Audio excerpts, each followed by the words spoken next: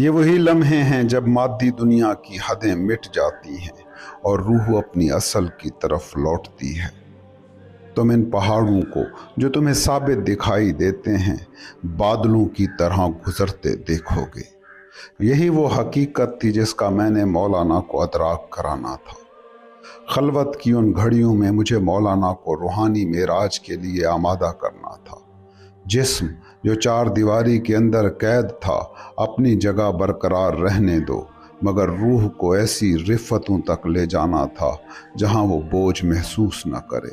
تصوف کی محض ظاہری تعلیم نہیں بلکہ حق الیقین کے مرتبے تک پہنچنا لازم تھا۔ کیا حضرت عائشہ نے نہیں فرمایا تھا کہ جب رسول خدا بیت المقدس سے معراج کر کے واپس آئے تو ان کا بستر ابھی تک گرم تھا؟ یہی وہ مقام ہے جہاں جسم ساکت رہتا ہے اور روح پرواز کرتی ہے۔ جب خلوت میں معراج کی تیاری مکمل ہو گئی تو میں اور مولانا نے عالموں کی سیر کی۔ دنیا ہمیں ایک حجرے میں مقید سمجھ رہی تھی، مگر حقیقت میں ہم عرش سے انہیں دیکھ رہے تھے۔ ایک شب ہم دونوں یکدم غائب ہو گئے۔ کیرا خاتون نے پورے مدرسے میں ہمیں ڈھونڈا مگر ہمارا کہیں نشان نہ ملا۔ سب دروازے بھی مقفل تھے۔ بعد میں اس نے اپنے بیٹے سلطان ولد سے اس واقعے کو یوں بیان کیا: 3 دن گزر گئے، نہ مولانا اپنے حجرے سے باہر آئے، نہ تبریزی کی کوئی خبر تھی۔ اس دن تو وصال کے روزے کے افطار کا وقت بھی تھا۔ میں نے طعام کا اہتمام کیا اور اپنی بیٹی کیمیا کو حجرے تک لے گئی۔ دروازہ کھٹکھٹایا، کوئی جواب نہ آیا۔ کیمیا نے دوبارہ دستک دی، پھر ایک اور بار، مگر خاموشی۔ میں نے کھانا دروازے کے قریب رکھ دیا اور کان لگایا تو اندر ایک عجیب گونج سنائی دی، جیسے کھلے آسمان میں ہوا سرسرا رہی ہو۔ کیرا خاتون کہتی ہیں: بیٹی، تمہارے والد اور شمس شاید حجرے میں نہیں، مگر آخر کہاں جا سکتے ہیں؟ وہ رات میں دیر سے سوئی۔ خواب اور بیداری کی کیفیت میں دیکھا کہ مولانا تہجد کی نماز میں مشغول ہیں۔ جب انہوں نے نماز مکمل کی تو میں نے ان کے پاؤں پر نظر ڈالی۔ مٹی سے ہٹے ہوئے تھے، انگلیوں کے درمیان رنگ برنگے ریت کے ذرات تھے۔ میں نے خواب زدہ لہجے میں پوچھا: یہ کیسی خاک ہے؟ یہ مٹی کہاں سے آئی؟ مولانا نے مسکرا کر جواب دیا: کعبے میں ایک درویش تھا جو ہمیشہ ہماری محبت کا تذکرہ کرتا تھا۔ آج شب ہم اس سے ملنے گئے تھے۔ یہ وہی حجاز کی خاک ہے، اسے محفوظ رکھنا اور کسی سے ذکر نہ کرنا۔ یہ سنتے ہی میرا دل شمس کی محبت میں پگھلنے لگا۔ ان کی خلوت کے اسرار آشکار ہونے لگے اور میں نے ان پر بدگمانی کرنا چھوڑ دی۔ جب اگلی صبح سلطان ولد کو یہ واقعہ سنایا تو وہ مسکرا کر بولا: ماں، یہ باتیں کسی سے مت کہنا، لوگ ناسمجھی میں تمہیں دیوانہ کہہ دیں گے، کہیں گے کہ تبریزی نے تمہیں بھی سحر میں جکڑ لیا ہے۔ مگر جان لو کہ والد اور پیر شمس کی یہ روحانی مسافرت کوئی نئی بات نہیں۔ یہی وہ لمحے تھے جب خاموشی خود ایک زبان بن گئی، جب الفاظ محض ایک حد بن کر رہ گئے، اور جب محبت کا مکالمہ دل سے دل تک بہنے لگا، بغیر کسی زبان کے، بغیر کسی آواز کے۔ سلطان ولد اپنی والدہ سے کہتا ہے: ماں، اب تو جان چکی ہوگی کہ والد کے لیے شمس کی اہمیت کیا ہے۔ شمس ہماری خانقاہ کے لیے ایک عطیہ ہے۔ میں یقین رکھتا ہوں کہ جو بھی اسے پہچانے گا وہی اصل سکون کو پا لے گا۔ یہ وہی شمس ہے جس کی خلوتیں اسرار سے بھری ہوئی تھی، جہاں الفاظ معدوم ہو جاتے اور دل کی سرگوشیاں گونجنے لگتی تھی۔ لوگ حیرت میں تھے کہ یہ دو ہستیاں، مولانا اور شمس، ایک ہی حجرے میں روز و شب بسر کرتے، نہ کھانے کی طلب، نہ کسی دنیاوی شغل کی فکر۔ یہ آخر کس جہاں میں بسر کر رہے ہیں؟ کیرا خاتون کو بھی یہ جستجو تھی۔ ایک دن وہ دروازے کے سوراخ سے جھانکنے لگی اور ان کی آنکھوں نے وہ منظر دیکھا جو عقل کی دسترس سے باہر تھا۔ مولانا شمس کے زانوں پر سر رکھے ہوئے تھے اور عین اسی لمحے دیوار گویا شفاف ہو گئی۔ 6 جلالی ہستیاں عالم غیب سے وارد ہوئیں۔ وہ باادب داخل ہو کر مولانا کے سامنے بیٹھ گئیں، زمین کو بوسہ دیا اور پھولوں کا ایک گلدستہ مولانا کے سامنے رکھا۔ وہ کوئی بات نہ کرتے، بس خاموشی میں ڈوبے رہے، حتیٰ کہ ظہر کا وقت ہو گیا۔ نماز ادا کرنے کے بعد وہی 6 شخصیات اسی دروازے سے نکل گئیں جہاں سے آئی تھیں۔ کیرا خاتون اس حیرت ناک منظر کو دیکھ کر لرز گئیں۔ وہ بھی संभल भी ना पाई थी कि अचानक हुजरे के नीचे से एक नरमी से महकता हुआ फूल बाहर निकला। दरवाजे के पीछे से शम्स की आवाज़ आई, बहन ये फूल मौलाना के लिए बहुत दूर से तोहफे में आया है, उन्होंने चाहा कि ये तुम्हारे नसीब में हो। कैरा खातून ने वो फूल लिया और हैरत के आलम में बाजार के एक अत्तार के पास ले गई ताकि इसका राज जान सके। अत्तार ने जैसे ही वो फूल देखा तो हैरान रह गया। उसने कहा, ये मुमकिन नहीं, इस मौसम में इस खित्ते में ये नायाब फूल कैसे आ सकता है? ये सिर्फ हिंदुस्तान के ख़ास खित्ते में पाया जाता है, और वो भी अगर वहाँ से लाया जाए तो रास्ते में ही मुरझा जाता है, मगर ये तो अभी तक तरोताज़ा है। ये क्या राज है? अगर तुम चाहो तो हमें बेच दो, इसकी कीमत तुम खुद तय कर लो। कैरा खातून और उनकी खादमा हैरत ज़दा रह गई। उस रोज़ कैरा खातून को यकीन हो गया कि मौलाना और शम्स किसी आम खलवत में नहीं होते, बल्कि उनका आलम बिल्कुल जुदा है। वो सिर्फ इस हुजरे में बैठे नहीं रहते, बल्कि वो जहान भर की सैर कर आते हैं और कोई जान भी नहीं पाता। यही वो लम्हा था जब मोहब्बत की असल हकीकत आश्कार हुई। वो ज़बान से बयान होने वाली शय नहीं, बल्कि खामोशी में सुनाई देने वाला नगमा है।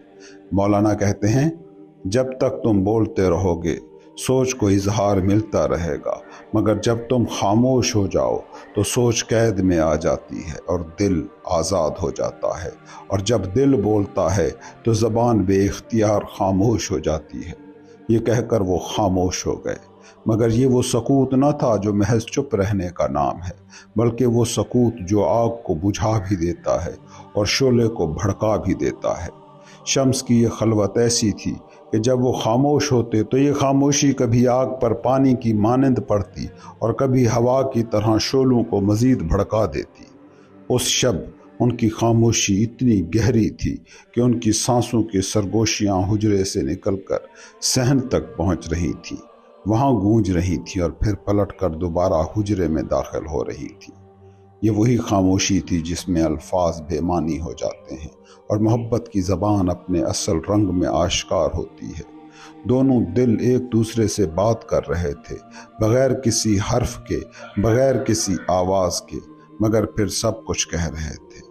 जब हम खलवत से बाहर आए तो दरवेशों की हैरत आमेज़ नज़रें उनके बेइख्तियार हलचल भरे अंदाज में ढल गईं। उनके चेहरों पर ऐसे तासुर था जैसे किसी गैर मामूली वाक़े ने उनके होश उड़ा रखे हों।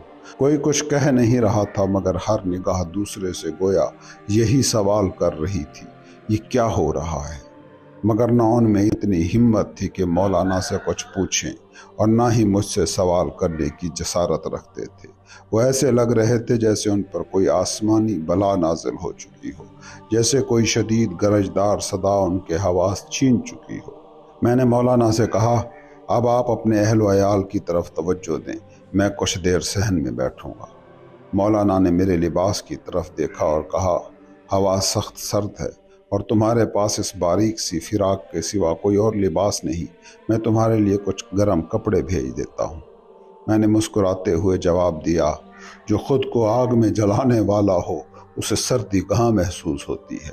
तुम अपने अहल व अयाल के साथ वक्त गुजारो और ज़ुहर की नमाज के लिए पहुँचो। यही वो लम्हे थे जब दुनियावी तकल्लुफ़ात मिट जाते हैं और इश्क अपनी असल सूरत में जलवागर होता है, जहाँ न सर्दी का एहसास बाकी रहता है, न भूख व प्यास की हाजत और न ही किसी ज़ाहिरी लिबास की ज़रूरत। आओ देखो कि आग से कैसे खेला जाता है, जान लो कि आग तुम्हें जलाती है या तुम आग को। मौलाना ने एक रोज़ मुझे अपने अहल व अयाल के साथ खाने की दावत दी, मगर मैंने निगाहों से इनकार कर दिया। जब वो अपने अहले खाना के साथ ताम तनावल फरमा रहे थे, मैं सहन में आलती पालती मारे बैठा था, इर्द गिर्द का मुशाहिदा कर रहा था। इसी दौरान मेरी नज़र सहन के किबला रुख पर वाक़े बावर्ची खाने के दरवाजे पर जा ठहरी, जहाँ एक अजीब व गरीब हालत में एक शख्स नज़र आया। वो बिजली की सी तेज़ी के साथ सहन और किचन के दरमियान दौड़ रहा था, किसी से बात किए बग़ैर, और ऐसा महसूस हो रहा था जैसे वो मुझे बरसों से जानता हो। मैंने करीब खड़े एक दरवेश से पूछा, ये अजनबी शख्स कौन है? दरवेश ने कहा, यह आतिशबाज है, मौलाना के ख़ास मुरीदों में से एक है। इसका असल नाम यूसुफ बिन अज़्ज़ुद्दीन है। وہ عشق و اخلاص میں سرشار ہو کر مولانا کی خدمت میں حاضر ہوا اور محبت کی اس راہ میں ایسا غرق ہوا کہ خود کو درویشوں کی خدمت کے لیے وقف کر دیا۔ خاص طور پر اس نے خود کو مولانا اور خانقاہ کے درویشوں کے لیے کھانا تیار کرنے کا ذمہ دار بنا لیا۔ مولانا نے اس کی طلب قبول فرما لی۔ میں نے مسکرا کر کہا، اچھا، مگر اسے آتش باز کا لقب کیسے ملا؟ درویش نے کہا، ایک دن یوسف کھانا تیار کرنے کے لیے آیا، مگر باورچی خانے میں کوئی ایندھن باقی نہ تھا۔ کھانے کا وقت قریب تھا اور لکڑی کا بندوبست کرنے میں دیر ہو جاتی۔ وہ شرمندہ ہو کر مولانا کی خدمت میں حاضر ہوا اور عرض کیا، حضرت، چولہے کے لیے کوئی لکڑی باقی نہیں رہی، میں کیا کروں؟ مولانا نے مسکرا کر کہا، دیگ کے نیچے اپنا قدم رکھ دو اور اسے کھولتے ہوئے دیکھو۔ یوسف نے بلا توقف اس فرمان پر عمل کیا۔ جیسے ہی اس نے اپنے قدم چولہے کے نیچے رکھے، اس کی انگلیوں سے آگ بھڑک اٹھی اور اسی شعلے سے سالن پکنے لگا۔ مگر جب مولانا کو اس واقعے کی خبر ملی تو انہوں نے اس کرامت کو آشکار کرنا مناسب نہ سمجھا اور ہلکے انداز میں فرمایا، ہائے آتش باز ہائے! تب سے یوسف بن عز الدین آتش باز کے لقب سے مشہور ہو گیا۔ وہ شخص جو آگ کے ساتھ کھیلتا تھا مگر آگ اسے جلا نہ سکی۔ میں نے درویش سے مزید پوچھا، یہ آتش باز کہاں سے آیا، کب سے مولانا کے ساتھ ہے؟ آتش باز کا مقام وہ ہے جہاں آگ محض ایک عنصر نہیں بلکہ عشق کا استعارہ بن جاتی ہے۔ میں نے درویش سے دریافت کیا، یہ آتش باز کہاں پیدا ہوا، پس منظر کیا ہے اس کا؟ درویش نے جواب دیا، نہ خود آتش باز کو اس کا جنم دن یاد ہے، نہ ہم میں سے کسی کو اس کا مقام پیدائش معلوم ہے۔ بس اتنا پتہ ہے کہ اس کا بچپن اور جوانی لارندہ میں گزری۔ وہ مولانا کے والد حضرت بہاؤالدین ولد کے پاس حاضر ہوا اور ان کے قدم چوم کر درگاہ میں شامل ہونے کی اجازت طلب کی۔ حضرت بہاؤالدین نے دریافت کیا، ہماری خانقاہ میں کیا کرنا چاہتے ہو؟ کیا کوئی کام جانتے ہو؟ آتش باز نے جواب دیا، جس پیر نے ہماری روحوں کو سیراب کیا، میں چاہتا ہوں کہ میں ان کے اور ان کے یاروں کے جسم کی غذا کا وسیلہ بنوں۔ میں چاہتا ہوں کہ ان کے لیے کھانا تیار کروں۔ جب حضرت بہاؤالدین کا وصال ہوا تو آتش باز کئی دنوں تک کچن سے باہر نہ نکلا اور برابر گریہ و زاری کرتا رہا۔ جب مولانا کو اس کا حال معلوم پڑا تو انہوں نے شفقت سے اس کی پشت پر ہاتھ رکھا اور کہا، کیا تم ہمیں اپنی لذیذ نعمتوں سے محروم کر دو گے؟ بھائی آؤ، ہماری محفل پھر سے آباد کرو، ہماری خانقاہ کا چراغ بنو۔ مولانا نے اسے درگاہ کا باورچی مقرر کر دیا، مگر حقیقت میں وہ صرف کھانے پکانے والا نہیں تھا، وہ آگ کے راز کو جان چکا تھا۔ میں نے درویشوں سے کہا، آتش باز کو میرے پاس لاؤ، دیکھوں تو اس نے مولانا سے کیا پایا اور کیا نہیں پایا۔ جب آتش باز میرے سامنے آیا، میں نے پوچھا، کیا تم وضو میں ہو؟ وہ مسکرا کر بولا، میں بغیر وضو کے زمین پر قدم بھی نہیں رکھتا۔ میں نے کہا، میرے لیے وضو کا پانی لاؤ مگر ٹھنڈا ہو۔ وہ لوٹا بھر کر لایا اور جب میں نے پانی بہانے کے لیے ہاتھ آگے بڑھایا تو پانی کھول رہا تھا۔ میری انگلیاں جلنے لگی۔ میں نے سختی سے کہا، یہ کیا کر رہے ہو نادان؟ میں نے تمہیں ٹھنڈا پانی لانے کو کہا تھا، کیا تم میرا ہاتھ جلانا چاہتے ہو؟ وہ حیران ہو کر کہنے لگا، حضرت، میں نے یہ پانی سبیل سے بھرا تھا جو برف جیسا ٹھنڈا تھا۔ میں نے اسے گھورتے ہوئے کہا، کیا تم مجھے جھوٹا کہنا چاہتے ہو؟ پھر میں نے دو درویشوں کو بلایا اور کہا، یہی لوٹا لو اور ایک دوسرے کے ہاتھ پر پانی بہاؤ۔ انہوں نے ایسا ہی کیا اور میں نے پوچھا، پانی کیسا تھا؟ وہ دونوں بولے، یخ بستہ، ایسا کہ ہماری انگلیاں جمنے لگی۔ یہ سن کر آتش باز کا چہرہ حیا کے رنگ میں گلنار ہو گیا، پسینے کی بوندیں اس کی پیشانی پر چمکنے لگی۔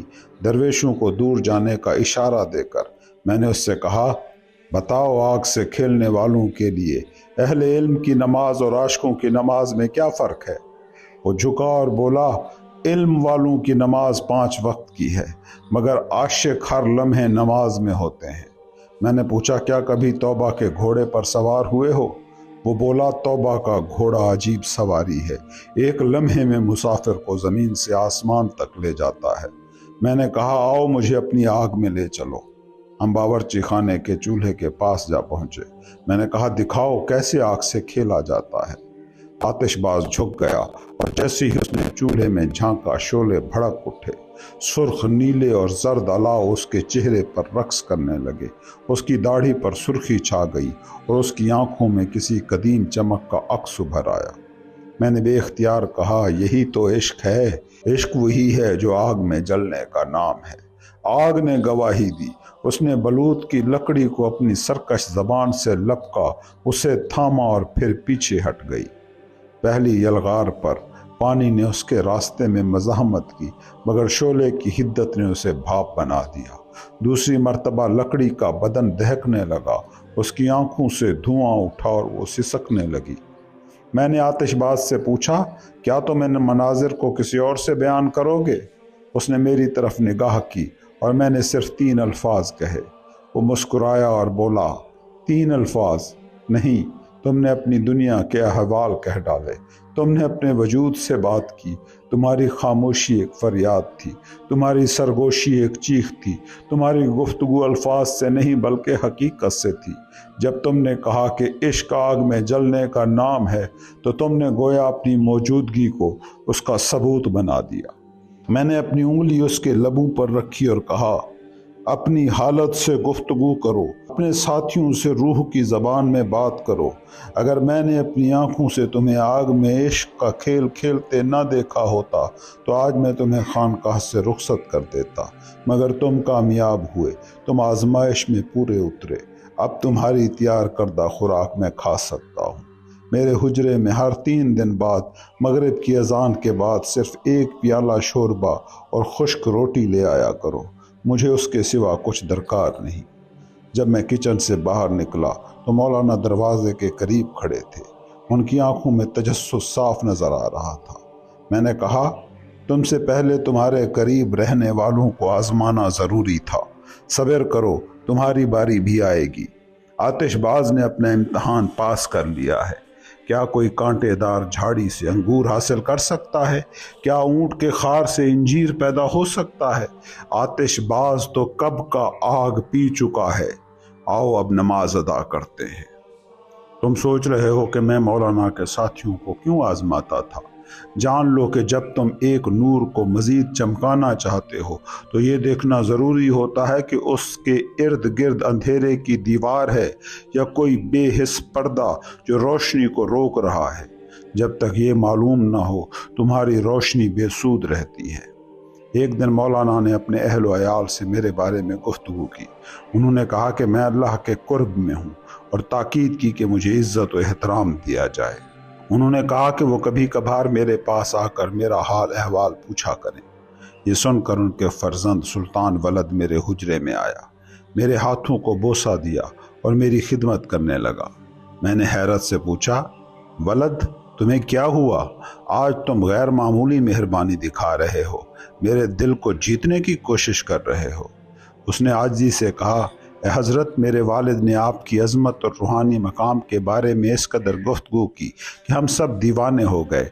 अगर मुझे 1000 बरस की ज़िंदगी भी मिले और मैं अपने सर पर घूम कर आपकी खिदमत करता रहूं, तब भी मेरा दिल यही कहेगा कि मैंने आपकी खिदमत का हक़ अदा नहीं किया।